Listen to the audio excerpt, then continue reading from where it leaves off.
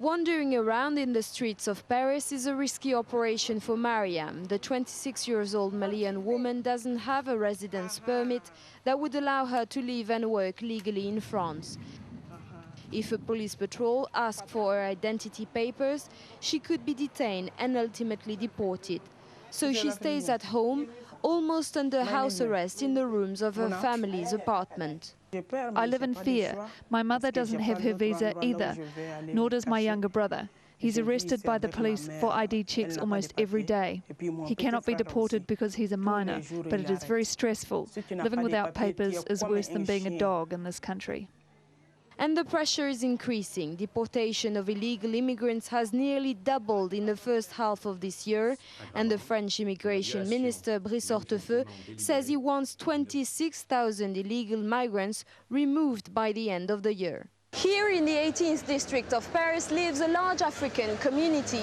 The police raids the area on a daily basis to chase illegal immigrants. But government supporters say this isn't a war against migrants. Instead, they talk of a bid to create a system to deal with a constant flow of migrants, some of whom will be welcome, many of whom will not. What Sarkozy proposes to the EU is this. Let's have an immigration policy that means we deal with the issue together. Let's deal with asylum together. The European pact we present to our EU partners says we have this open space we share. Beyond the rhetoric, the reality of illegal migrants on the ground in France is rather grittier. EU nations will soon have the power to detain migrants for up to 18 months while their cases are heard. But long stays in overcrowded conditions leads to acts of desperation. 2 weeks ago, detainees inside the country's largest deportation center started a fire in protest at their plight. The prospect of new immigration code has also raised suspicion elsewhere.